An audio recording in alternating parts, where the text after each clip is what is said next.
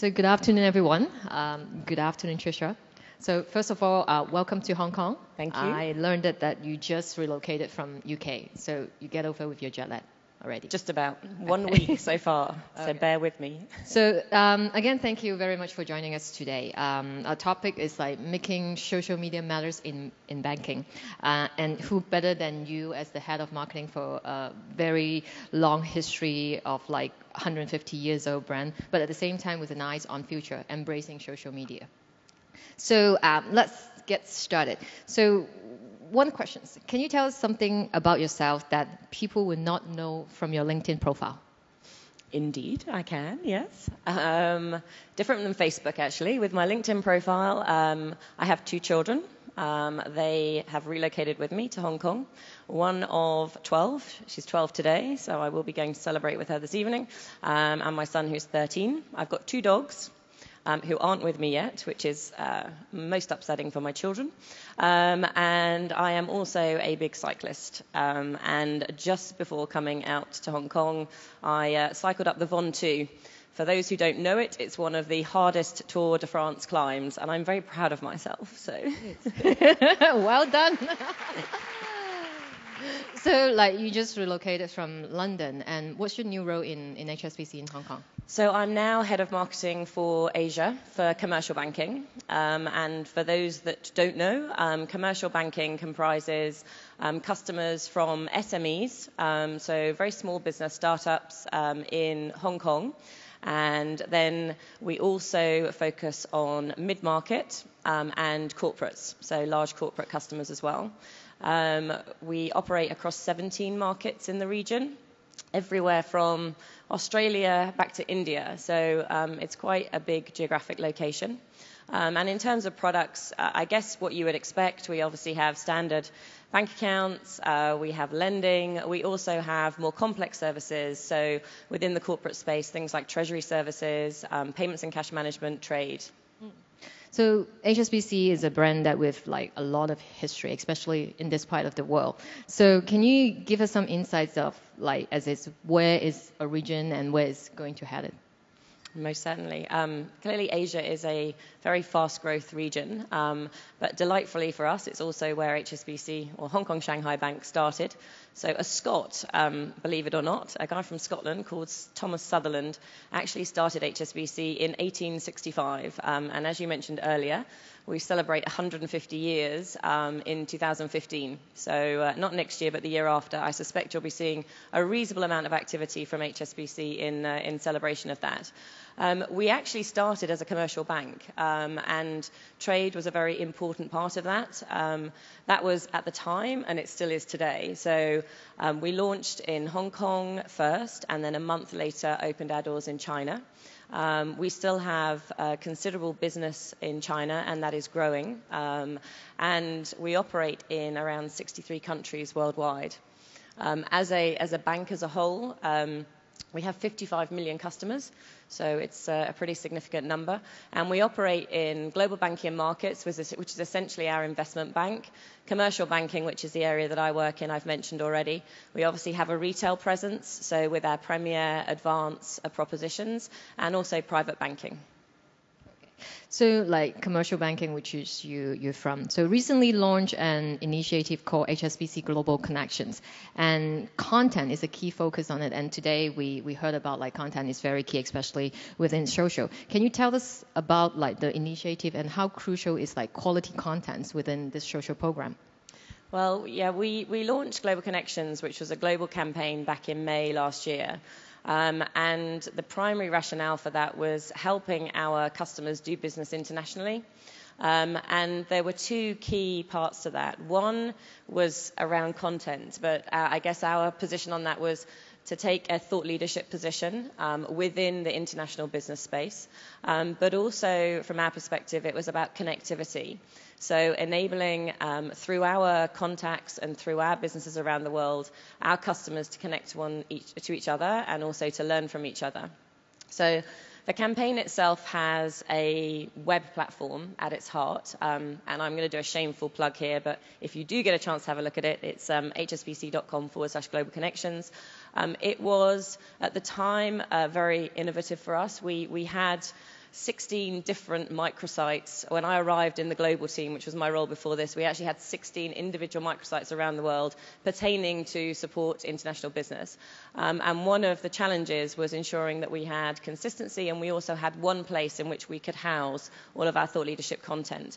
So that was the first thing, was to bring that all together under one platform, and then also allow each of our individual countries to then tailor their messages to make sure that the content that we were then delivering to our audience was relevant to their local market. Clearly, if you're sitting in Hong Kong, you don't want to be reading a huge amount of content on the India to US trade routes. So we needed to make sure that we were actually surfacing content within those markets that was relevant to the audience. There was also another fundamental part of the campaign, and that was to create face-to-face opportunities for our customers to meet each other. So 4 times a year we host very significant events in an emerging market, and we bring our customers from around the world. We generally have 23 markets represented with customers from each of them, and they have a chance to actually connect with each other, learn from experiences that they've had in different markets. And also we get a chance then to share our thought leadership content with that audience. And this is a really important content engine for us, because we have both experts from outside of HSBC, but also HSBC experts actually presenting at these events. And we also take a lot of content from our clients who are attending, and we then surface that content both within Global Connections and then within our other channels as well. So in terms of the social part of this, so like apart from the face-to-face, and just now you're talking about the microsite, what's the social part of this program? Well, basically, you're absolutely right. We identified that we had great face-to-face connections through these events, but we also needed to enable our customers to continue those conversations. So when they'd met in a face-to-face environment, we enabled virtual connections. And we have created, in partnership with LinkedIn, a very strong global group, a LinkedIn global group, and then each individual country has communities of its own. So because of cross-border marketing issues, you can't, obviously there are certain things that you can communicate and others that you can't. So it was important that we had groups in each of the individual countries, but also when the opportunity arises, and we haven't found a way to do this yet, we want to be able to actually connect those groups together so that customers in one market are then able to continue those conversations with customers in another. So like you just mentioned, a key part of the Global Connections initiative is like social and community aspect. Why communities is so important for HSBC?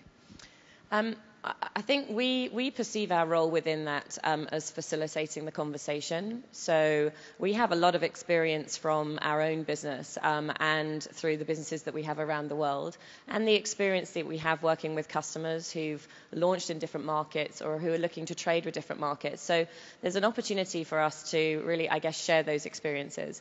But more importantly, it's creating the communities it's helping to create the communities for our customers. So enabling them to talk to one another in an environment that they choose to. So we will help facilitate the conversation. We will seed content into those groups. And obviously it's really important that content is relevant and people want to talk about it. And then obviously we look for those conversations to then be continued and taken on by our customers. So I'm sure that like this question will be a lot of our audience will interested to hear. Like adopting a new strategy in a big company is challenging. So how do you sell this strategy internally? And why are you including LinkedIn? You are right. I'm sure many of you come from big organizations, and I think any new strategy is challenging. You certainly have to wed it in the business strategy, and I think sometimes marketeers aren't always as good as they could be in terms of understanding what the real business issues are and also putting the customer at the heart of that. So I think the customer was very much at the heart of the Global Connections campaign. And in terms of actually the social side of it, there are challenges with social media in financial organizations. And I think that's something that we're very mindful of. You have to engage the right stakeholders at the right time. And I think if you do that and you provide all of the reassurances that you've got the systems in place to be able to deal with, let's say, customer complaints or a customer who wants a new business meeting or is looking to set up in another country, you need to be able to respond much more quickly than big organizations are used to. So, in the old days, I think customers may expect a call back within I don't know, 24 hours, 2 days. Now, if they post something, then they want a pretty immediate response. So from our perspective, we had to ensure that we had the operational side working very effectively, and we had the business bought into that. So I think, my overriding piece of advice is ensure it's wedded in customer. I think we just heard that before. Ensure that you've got the business on side and that they're supportive, and also that you have the right frameworks in place to be able to actually continue to manage the social platform that you are engaging with, or the social platforms. As often as not, it's more than one. Yeah. So just now you talk about the operation side. So for the execution side, I'm sure that a lot of people will be interested to hear. So building engagement within community can be a common challenge. So currently there's more than 20,000 members on the Global Connections group on LinkedIn. So how's the engagement of the groups? It's good. It could be better, I think, with everything. And I think we're you like to constantly challenge yourselves. One thing I would say is you have to relook at your marketing teams. That was one of the things that we did very early on when we engaged in this very content-led strategy. I think most marketing teams would in the past have been made up of more campaign managers, brand managers, people who are used to, more advertising-led approach to marketing. And actually, if you're going to take a very content-led approach, you need people who have different skill sets. They may come from a journalistic background, they may come from a more traditional marketing background, but you really need to look at the capabilities that each of those individuals have, and you need to ensure that you've got the right people doing that. I think the other thing that I would say is you need to be very cognizant of those people that are seeding content into groups. And with a big organization, you need to limit that. So with our compliance colleagues, you have to make sure that only those people that have been approved for seeding content do so. And that also those people have the right tools and the right experience to be able to respond to any of the questions that might come in. The biggest thing, however, in terms of communities is ensuring you've got relevant content. You have a really, really strong content plan. But it's also worth, I think, saying you can have an overall content runway for the year. When you actually look at what you seed, you need to seed different content into different platforms. So we're very aware that if you're posting onto a website like Global Connections, you will post a certain type of content. If you're posting into LinkedIn, you perhaps have to have a slightly different approach, and that might be having a point of view on that content, because that having a point of view will engage people, and having a point of view will ensure that they'll actually engage in the conversation. So just now you mentioned a little bit on the challenges with the compliance restrictions. How do you manage that? Compliance is really important. I think that's the first thing that I would say. As a financial organization, legal and compliance, and working in marketing, I think sometimes you can perceive it as a barrier. And certainly, sometimes it feels that way. You have to be, I think, very aware of the potential things that can go wrong, and you have to be prepared for those. So my experience of working with compliance is they will challenge. It will appear that there are barriers in the way. You have to be very tenacious. You have to keep going. And you have to answer their queries and answer their concerns in a way that allays those fears. And if you do that, then as a general rule, you will get their support and you can then proceed as you intended. I think the other thing that happens is sometimes it doesn't go your way and you have to adapt what you were proposing to ensure that you can meet their needs. So I think they are absolutely a part of doing business today for us as a financial organisation. They're a fundamental checkpoint for us, and I think if you engage compliance and legal early enough, they will help you through the process. You just have to do it in the right way. So, let's talk about how you measure the success of your social programs. What's the metrics that you are looking at? I would say we're fairly early doors, actually, in our metrics right now. We have launched 3 groups so far out of 20 that we want to get launched for the LinkedIn program. So what we're measuring is acquisition. We're measuring the frequency of conversations. We're measuring the quality of conversations. So I would say that's probably quite light touch, perhaps for some of the FMCG clients or brands in the room. What we're also doing is we have quite a significant social listening program in place where we are looking at our audiences in the categories that I mentioned before and really trying to understand the conversations that they're engaging in right now.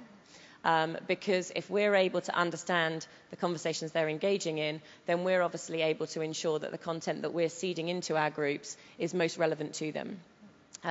The other thing that I would say is it's actually really useful to test and learn in social media, and don't be afraid to do so.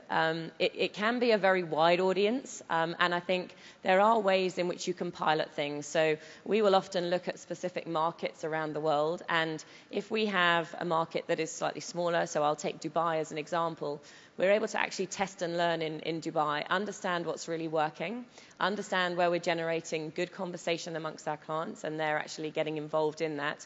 And we're able to take those learnings to other markets and really share those experiences. Okay, so let's go back to last year. If you had your time again across the whole program, what would you do differently? So I think we probably started out with unrealistic timeframes. I think that would be the biggest thing. So we set expectations within the business that we would be able to deliver the groups at a much faster rate than we actually were. I think the other thing that I would say is we didn't pilot the launch of a group in a very complex market to start with. And as a result of that, we kind of made learnings along the way when we were trying to launch in all three. And I think had we taken the time to pilot in one market, take the learnings from that, and then essentially create a playbook of those experiences and share it with other markets, then we would probably have been able to do it a little bit faster. So, and the last question for you, Tricia, today. Is there any tips that you can share with us? I guess I've covered a few of them already. I would say test and learn. Don't be afraid to do that. It's a great medium to do that. I think, as I mentioned before, I would also, if you are running marketing teams, I would certainly take a look at the capabilities that you have within those teams and look to develop people. So if they have an interest in content and they're very interested in digital, then obviously invest in those people if they're interested in doing so. And I think also look outside. Look outside of your organization, look outside for us, outside of finance, and really take learnings from the innovators in the industry. I think my final thing would say is don't give up. You might not perceive there is a way, and there have been occasions when I've had my head in my hands and genuinely have thought it's not going to be possible to make this happen. But I think I would say keep going and you will find a way through it, however challenging it might appear at the time. And it's worthwhile. And it's absolutely worthwhile, yeah. Thank you, Tricia. Pleasure. Thank you.